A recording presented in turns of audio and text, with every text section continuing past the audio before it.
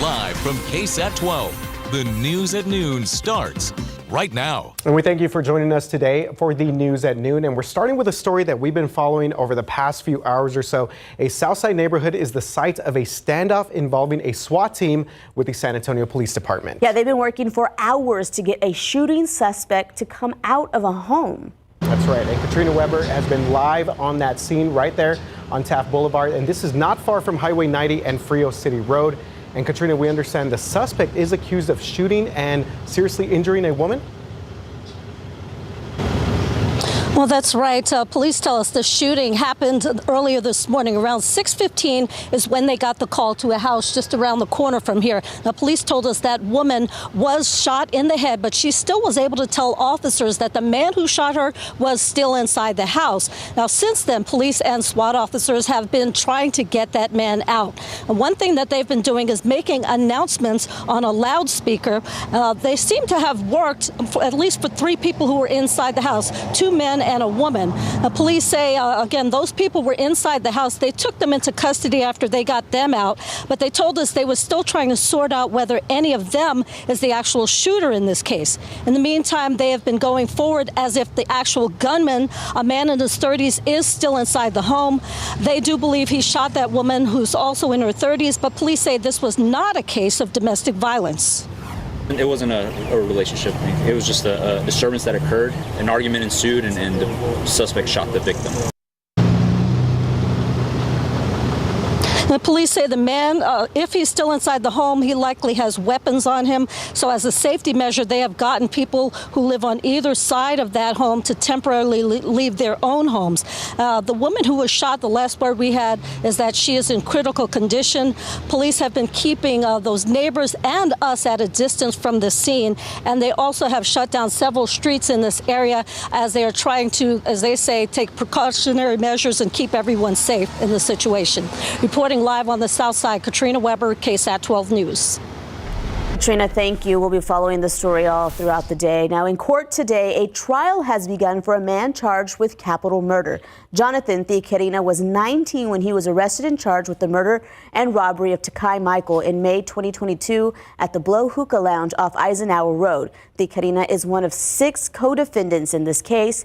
If Theocarina is found guilty, he would automatically be sentenced to life in prison without parole. Later this afternoon, we'll have more on this case and why he's the only one of those co-defendants to go to trial. And we have new details on another shooting that killed a young teenager. San Antonio police are looking for a suspect who shot the teen on the city's east side, the southeast side, overnight.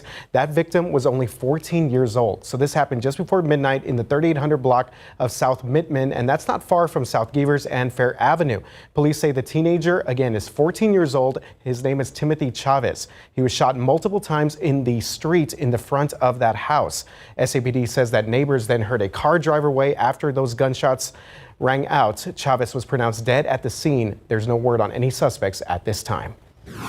A man who was found dead from multiple gunshots on Sunday has been identified. The Bexar County Medical Examiner's Office said Rashid Ellison, 26, died in the 100 block of Canton Street, not far from St. James Street. SAPD said officers were dispatched to the home at around 2 on Sunday afternoon, where they found Ellison in a driveway. Several handgun and rifle shell casings were located near Ellison's body. Police said there were no witnesses and the gunman has not been identified at this time. The shooting remains under investigation. Happening now, police on the south side are voicing their concerns, people on the south side, about this zoning near the Toyota plant. This is a story that we've been following very closely. Some of the people in that area say the city of San Antonio has violated their property rights and are calling for action. They say it's been going on since 2008. And as we mentioned, a press conference is underway right now. We will have more information in our later newscast on this story. It's been over a week since millions of homes and businesses lost power in Houston. This morning, the main energy provider in that area, CenterPoint Energy, says 129,000 of their customers are still in the dark. Yeah, that is incredible there. CenterPoint says that 98% of its customers should have their power back by the end of the day. to Mauer. However, Centerpoint is now under local, state, and national security for the way that it handled Beryl before and after the storm made landfall. Area hospitals saw a massive spike in heat-related illnesses, and Governor Greg Abbott and Lieutenant Governor Dan Patrick both spent time in Houston to survey that damage. The governor said the utility company's slow response to getting power back on is endangering lives. The lack of power provided by Centerpoint continues to compromise lives here in the greater Houston-Harris County area. All right, so the question is, what happens now? Well, the governor's office has promised to hold Centerpoint Energy responsible for this so-called gaffe. Now, the State Public Utility Commission will investigate why power restoration is taking so long, and Centerpoint Energy has until the end of the month to explain to state leaders how it will limit outages the next time a major storm hits Houston. Yeah, we're taking a look at live cam. Yes, actually, some friends of mine, they just got their power back a few days ago, Sarah. It's pretty friends and family. I have friends and family out in the Houston area, and man, I'm really grateful for our air conditioning here after chatting with them. And yeah, I really hope that they can get that 98% of people, even 100% of people. Let's just get everybody restored with power. Here in San Antonio, though, you need the AC on. It is very, very hot. It is already, as we take a look at temperatures, 88 degrees, but feeling like 95 in San Antonio, 91 in New Braunfels, feeling like 100. Sorry, New Braunfels. 92 in Del Rio, feeling close to 100. 84 in Bernie, and it's 89 in Kerrville. Those higher elevations, a couple of degrees there shaved off. But again, it is going to be a very warm afternoon. We're going to be warming up to 98 for the high temperature. RJ and I were having a little bit of a millennial remembering 98 degrees in the band to 98 degrees for the high temperature today. He has a great voice. RJ, you should show it off. Nick Lachey has a great voice. Yeah, but it's gonna feel like 100 to 105. So that'll be the heat index this afternoon. But temperatures are not going to be as hot this weekend and into next week. And a big reason for that is our rain chances are going to be going up, increasing chances Thursday through Monday. So we won't stay at 98 degrees for too long. I'll have details on those rain chances coming up. Thank you very much, Sarah. I love going through that 90s nostalgia with you there. And coming up in sports, peanut butter and football. Yes, it's a very interesting combo, but we're going to discuss this year's Peanut Butter Bowl and how it helps feed hundreds of families in our area. And we'll have the latest highlights from last night's RNC and the reveal of former President Trump's running mate. That's all coming up next. Welcome back to the news at noon. While it is day 2 of the Republican National Convention out there in Milwaukee, and former President Donald Trump is now officially the party's nominee for president once again. Trump with his first public appearance last night since that assassination attempt over the weekend. Yeah, he also appeared alongside his newly named running mate, Ohio Senator J.D. Vance. ABC's Perry Russum has the latest from the RNC in Milwaukee. A raucous welcome for former President Trump at the Republican National Convention Monday night. Trump in front of his supporters for the first time since a gunman in rural Pennsylvania tried to kill him, a bandage covering his right ear. He is tough and he'll fight for every American. The assassination attempt now a rallying point for his supporters. The devil came to Pennsylvania holding a rifle, but an American lion got back up on his feet and he roared! Some supporters memorializing the event with tattoos of a bloody Trump with a fist raised. Trump now has a running mate, Ohio Senator J.D. Vance. J.D. The 39-year-old has served as a senator from Ohio for 2 years. He's a military veteran, graduated from Yale Law, and rose to national fame after writing Hillbilly Elegy, a memoir about his life growing up in Middletown, Ohio. Vance was once a never-Trumper, comparing his running mate to Hitler. I don't hide from that. I was certainly skeptical of Donald Trump in 2016, but President Trump was a great president, and he changed my mind. President Biden on Vance's nomination. He's a clone of Trump on the issues. Biden is back on the campaign trail this week with events in Nevada, a crucial swing state. He is facing criticism for saying on a private call with donors last week, it's time to put Trump in the bullseye. Biden sitting down with NBC News. It was a mistake to use the word. I didn't say crosshairs. I meant bullseye. I meant focus on him. Focus on what he's doing. Focus on his policies. And back here at the RNC, looking at tonight, there's a different theme every day. Today it is crime. They are calling it Make America Safe Again. Perry Russum, ABC News, Milwaukee. A reminder, last night was just the first of 4 nights ABC will broadcast the Republican National Convention. You can watch it live before the night beat starts tonight, tomorrow, and Thursday, starting at 9, and you can watch it right here on KSAT or any of our streaming platforms. All right, and another example of this really hitting close to home here. The son of UTSA head football coach Jeff Traylor was actually at that rally where Trump was shot. Jake Traylor is a reporter for NBC and was covering that event. And we've since learned that Jake actually dove in front of ABC reporter Rachel Scott when that gunfire started. So Coach Jeff Traylor here at UTSA says that that's just who his son Jake is, and he went on to say more in a statement saying that he was very proud of what he did, but it doesn't surprise me in the least. My prayers continue to go out to everyone who was affected by this tragic event.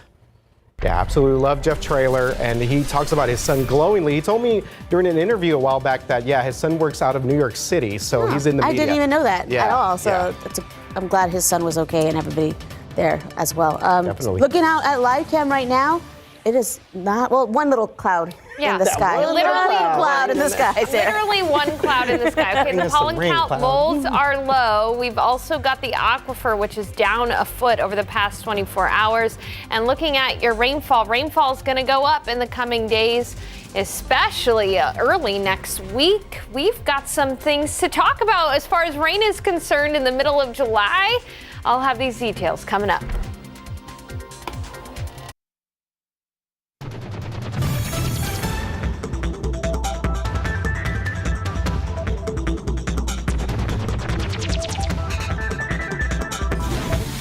Welcome back, and maybe you're enjoying a little bit of lunch right now. And you know who always has good food, great food?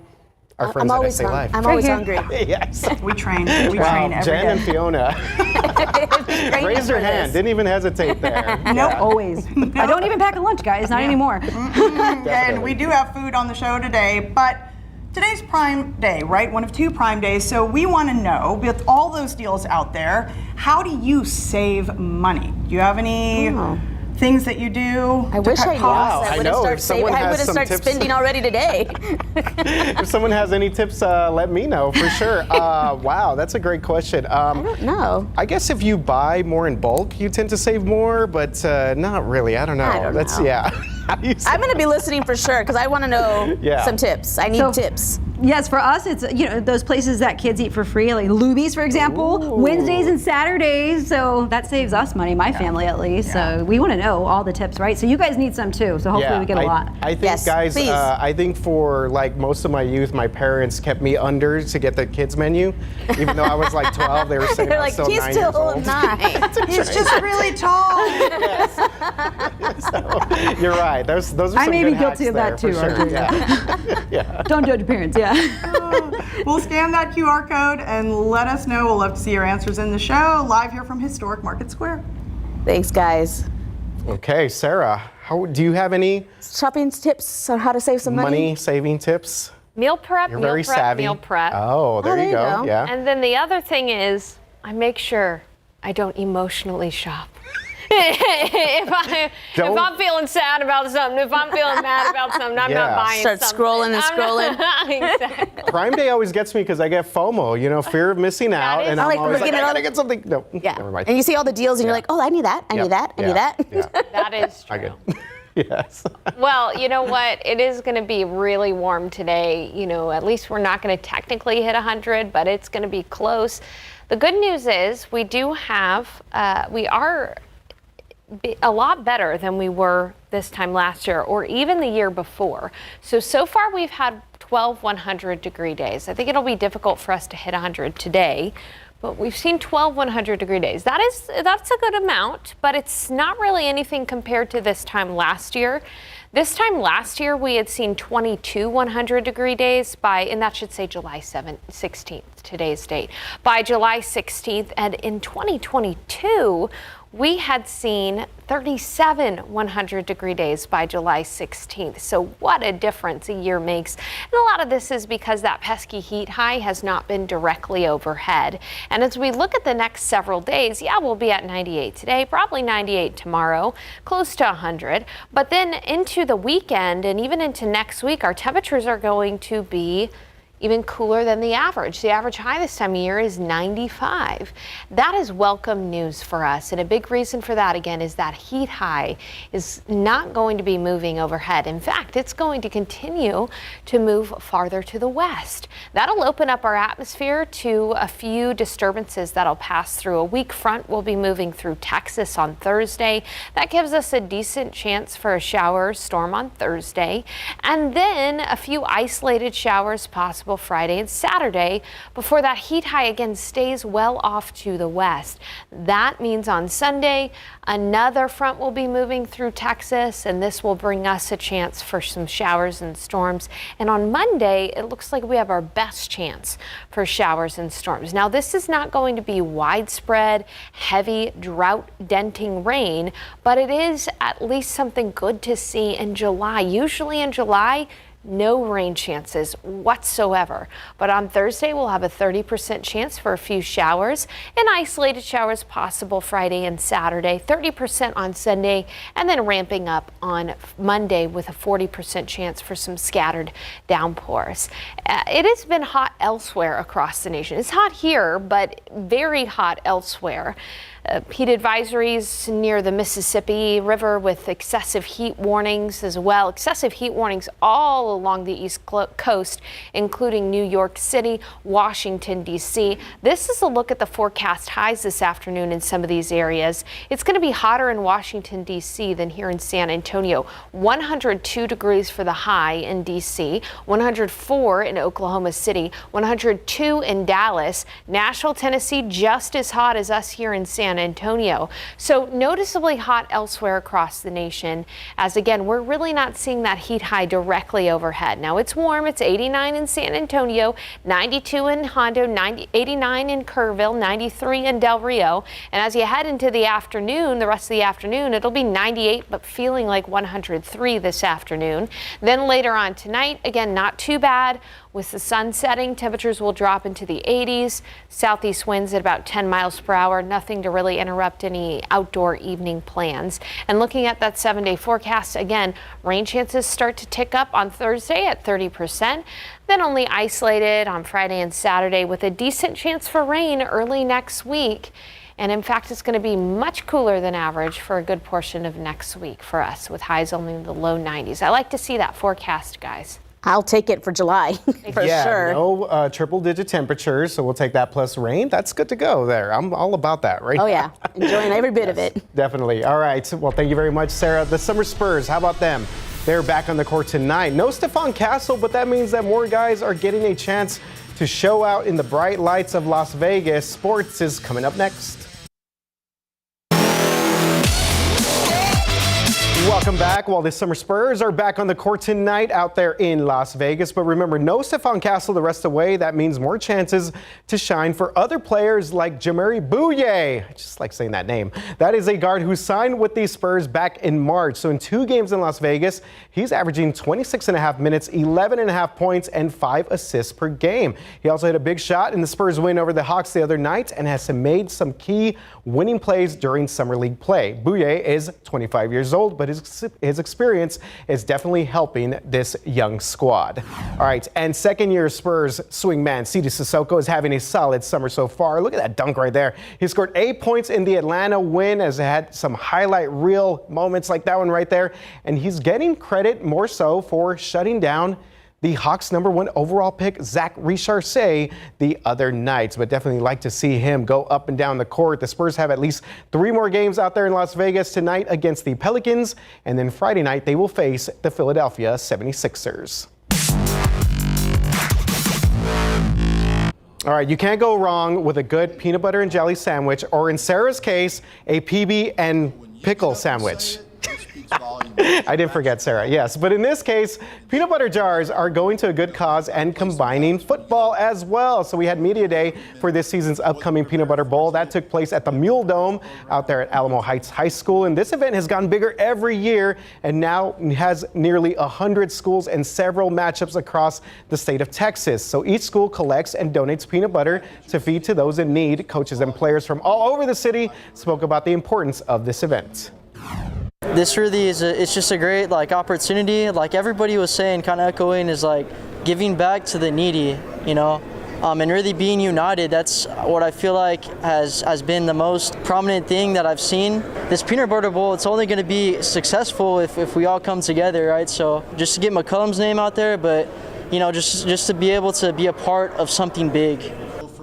All right, shout out to the McCollum Cowboys there. Last year, Alamo Heights came in second place behind Copperas Cove. The Mules donated just over 7,100 jars of peanut butter. We're going to have probably 100 schools this year when it's all said and done, and one of them is going to raise more than everybody else. But if all 100 of them, or however many are better than last year, then we've all been successful. So are we going to try to win the Peanut Butter Bowl? Absolutely. We will try to bring in at least one more jar than any other school. And I wouldn't be surprised if our community didn't respond to that and make it happen. Alamo Heights coach there, Ron Ritterman, also a Southwest Texas alum. Erica, right. fellow Bobcat there, yes. Beat 'em up cats. Last season, the schools donated 37 tons of peanut butter to 35 local hunger relief organizations. That's an awesome thing. I love seeing that. And I didn't know all the full details around that. I didn't know the entire state participated. Yeah, so I believe it started here. It was a local thing, and it involved maybe 2 games or 3 games, but now it's grown to the entire state. So it's awesome. I know that they obviously have a big kickoff thing, and peanut butter is always one of the most important things for food banks. All right, well, good to know. Yeah, Thanks, definitely. RJ. The Sutherland Springs Church building where 26 people died in a mass shooting is one step closer to being torn down. We'll tell you why. Welcome back now to the latest on that standoff that we told you at the top of our show. We are now just learning that the suspect that police said barricaded himself inside a home in the 500 block of Taft Boulevard has been taken into custody. That information was confirmed to us by SAPD just moments ago. Yeah, right now we don't know the suspect's name or the circumstances behind the argument that led to the shooting and standoff with police, but we can confirm that at this time he has been taken into custody. The street is also opening back up right now. We're expecting more information from SAPD Chief McManus later, and we'll have more on that obviously later this afternoon as well. I'm sure Katrina is on it there right now. And so in court today, the trial has begun for a man charged with capital murder. Jonathan Thikirina was 19 when he was arrested and charged with the murder and robbery of Takai Michael in May 2022 at the Blow Hookah Lounge off Eisenhower Road. Thikirina is one of 6 co-defendants in this case, but all the others have taken plea deals for a lesser charge. If Thikirina is found guilty, he would automatically be sentenced to life in prison without parole. We'll have more on this case later this afternoon.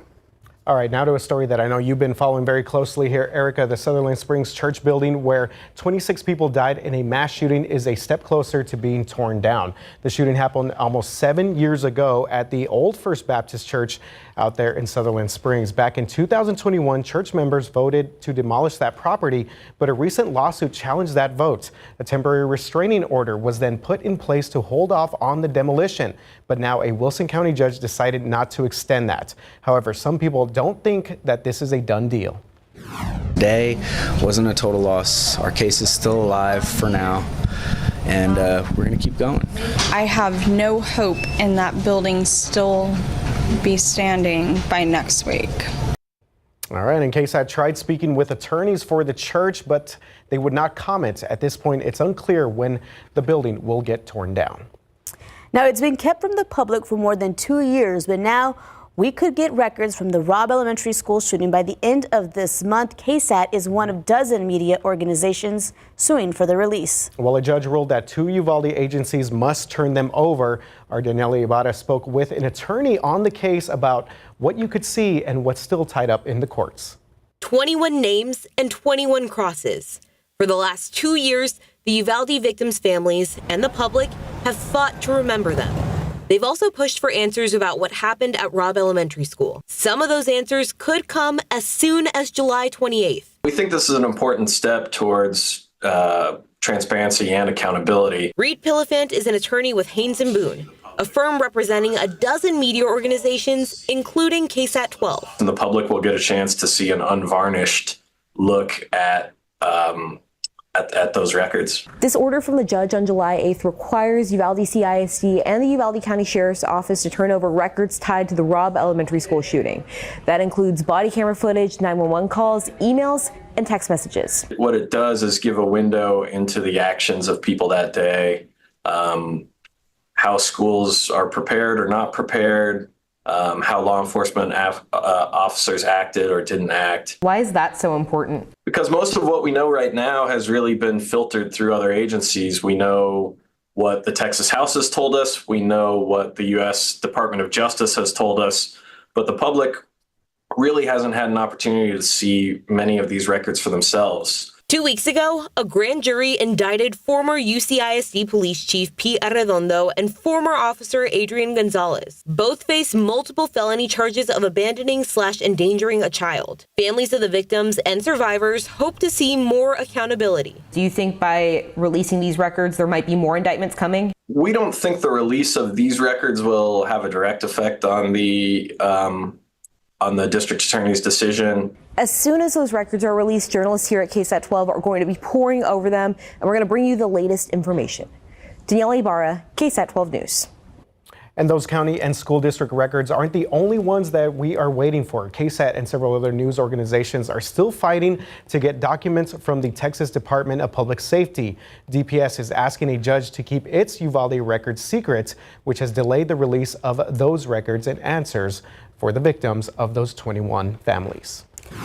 Meanwhile, the Uvalde School Board unanimously agreed on a plan between the district and the Moving Forward Foundation to make sure state funds given to the foundation will be used to build a new elementary school. The foundation will keep the district in the loop on the new school construction project with quarterly progress reports that show how those funds are being used. All right, and tonight at 10, KSAT investigates looking into cell phone footage. Yeah, we definitely took a deep dive into this, showing a San Antonio police officer using his stun gun on a suspect who tried to go into a home while refusing to be detained. Now here's a sneak peek of that investigation.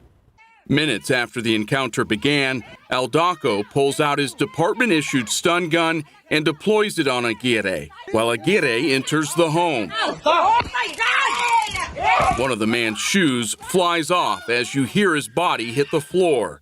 While Aldaco later wrote he holstered the non-lethal weapon and again attempted open-hand techniques to take Aguirre into custody, the footage shows the stun gun remained pointed at the man until Aldaco delivered a second charge of electric current. Well, yeah, some pretty interesting footage there. Well, witnesses tell KSAT investigates the officer used excessive force. San Antonio police officials, meanwhile, say that he relied on his training in an escalating situation. We're going to let you be the judge of that tonight on the Night Beat. And you can read KSAT Investigates full investigation right now on our website. Simply scan the QR code on your screen. All right, keeping you outside live cam. And I know Sarah, even though we're not seeing many clouds out there right now, clear skies, at least we are definitely have our fingers crossed for rain later on. The weather pattern looks more promising for rainfall pretty much starting Thursday and lasting into a part of next week.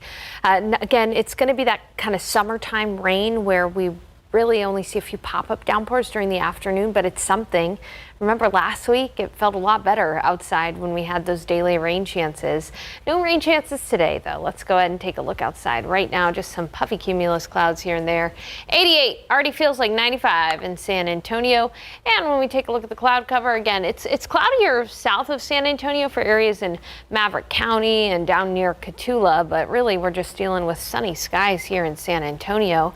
And it feels hot. This is a look at the heat index. You know, we do have some areas where it feels like 100, like in New Braunfels and Seguin already. Feels like 98 in Floresville, feels like 90 in Bernie, 97 in Helotes, and 98 in Rio Medina. So today is one of those summery days. It's a few degrees above average today, but looking ahead, we're going to have some nicer weather, I think, as we head into the weekend. So the heat index today, yes, 102 to 105 this afternoon, but temperatures will not be as hot this weekend and next week. That's good news. It's all because of increasing rain chances Thursday through Monday, and a good portion of the nation, even though they're dealing with heat right now, will see some relief. I'll have details coming up in just a bit. All right, thank you very much, Sarah. Well, coming up, Prime Day deals on Amazon right now. Our money man, Ivan Herrera, shows you how to save big and avoid those scams. Coming up next. A working AC is essential to making it through these hot Texas summers. Still ahead, our Patty Santos shows us how to make sure yours stays in tip-top shape.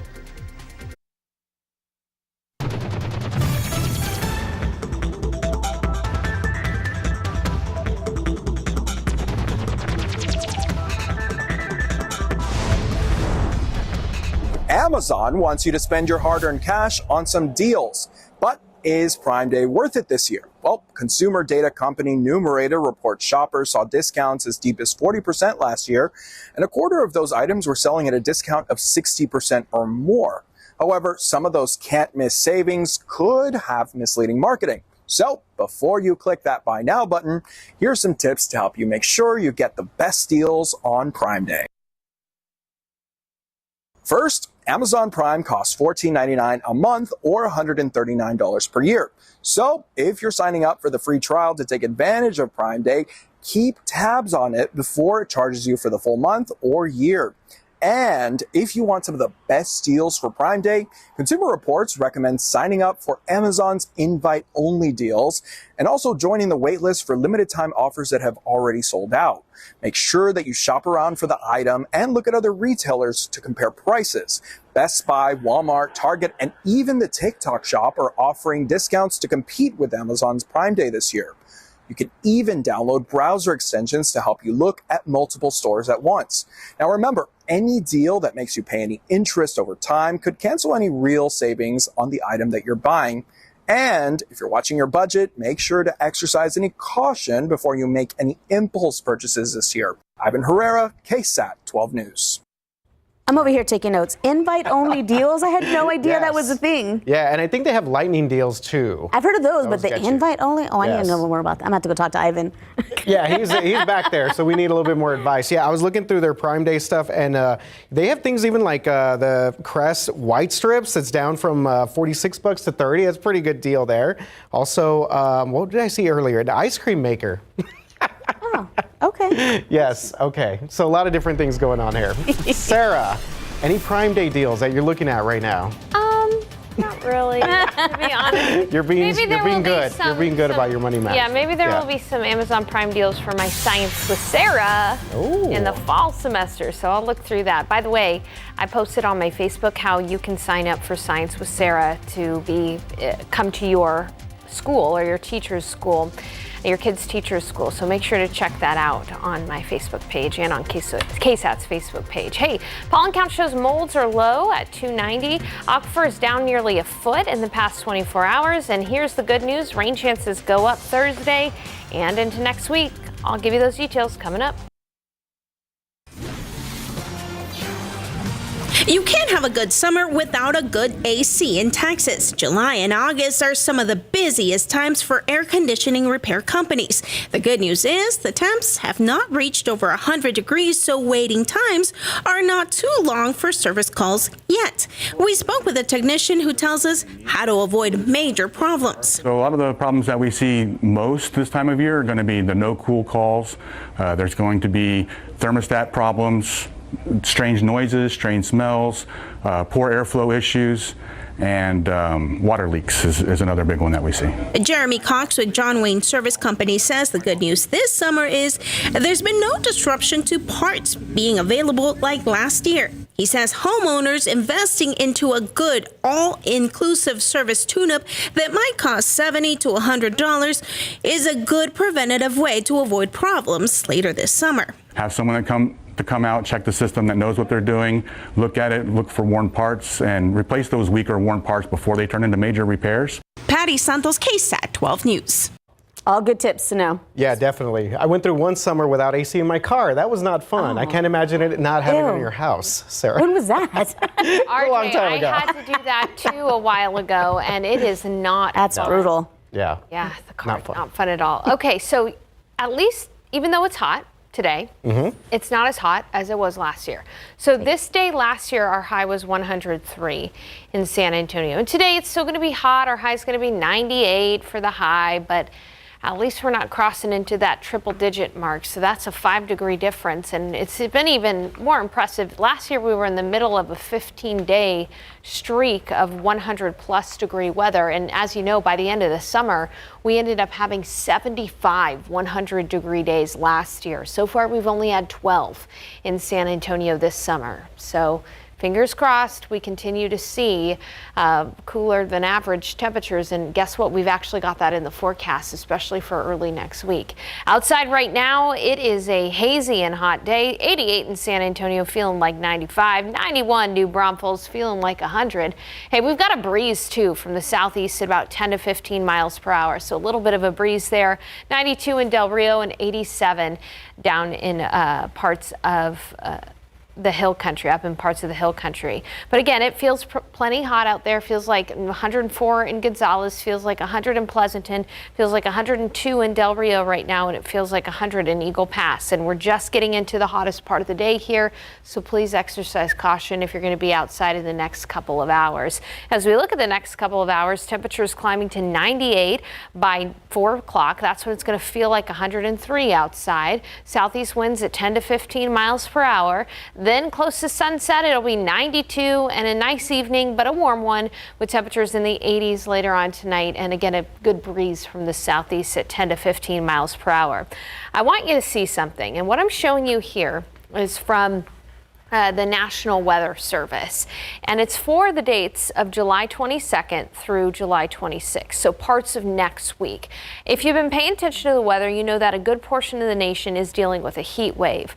Well, take a look at this.